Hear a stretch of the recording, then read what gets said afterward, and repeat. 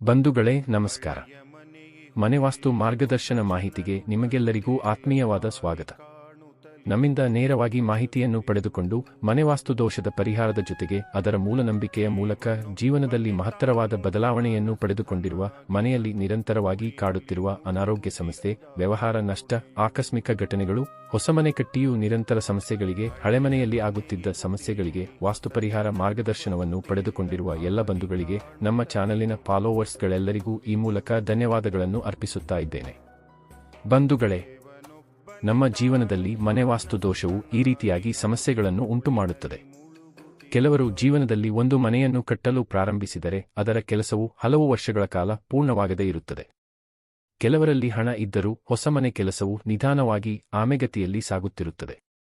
ಈ ಸಮಯದಲ್ಲಿ ಆಕಸ್ಮಿಕ ಘಟನೆಗಳು, ಅನವಶ್ಯಕ ಖರ್ಚುವೆಚ್ಚಗಳು ಉಂಟಾಗುವ ಸಂಭವವಿರುತ್ತದೆ. ಇದಕ್ಕೆಲ್ಲ ನಮ್ಮ ವಾಸದ ಮನೆಯ ವಾಸ್ತುದೋಷ ಮೂಲ ಕಾರಣವಾಗಿರುತ್ತದೆ. ಮನೆವಾಸ್ತು ದೋಷವು ಕೆಲವರ ಜೀವನದಲ್ಲಿ ಅನಾರೋಗ್ಯದಿಂದ ನರಳುವಂತೆ ಮಾಡುತ್ತದೆ. ಹಲವಾರು ವೈದ್ಯರ ಮದ್ದು ಮಾಡಿಯೂ ಗುಣವಾಗದ ರೋಗದಿಂದ ನರಳುವಂತಾದ ಉದಾಹರಣೆಗಳನ್ನು ನಾವು ಗಮನಿಸಿದ್ದೇವೆ.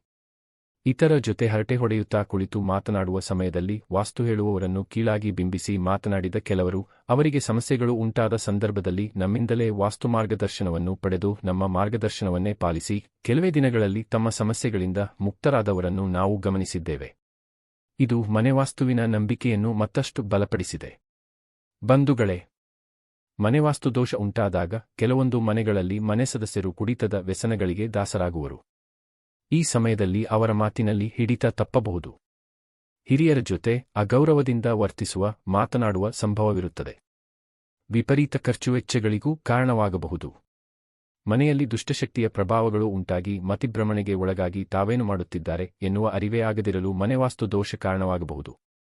ಮನೆಯಲ್ಲಿ ವಾಸ್ತು ದೋಷದ ಸಮಸ್ಯೆಗಳು ಹೆಚ್ಚಾಗಿ ಸಣ್ಣಪುಟ್ಟ ಮಕ್ಕಳ ವರ್ತನೆಯಲ್ಲಿ ಬದಲಾವಣೆಯನ್ನು ಉಂಟುಮಾಡಬಹುದು.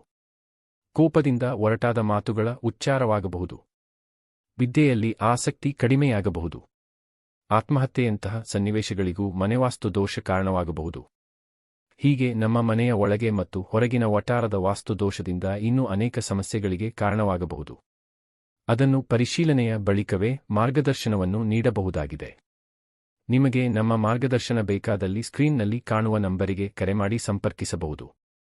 ನಿಮಗೆ ನಮ್ಮ ಮಾಹಿತಿ ಇಷ್ಟವಾದಲ್ಲಿ ನಮ್ಮ ಚಾನಲಿಗೆ ಸಬ್ಸ್ಕ್ರೈಬ್ ಮಾಡಿ, ಒಂದು ಲೈಕ್ ಕೊಟ್ಟು ಇತರರಿಗೂ ಶೇರ್ ಮಾಡಲು ಮರೆಯದಿರಿ. ಧನ್ಯವಾದಗಳು.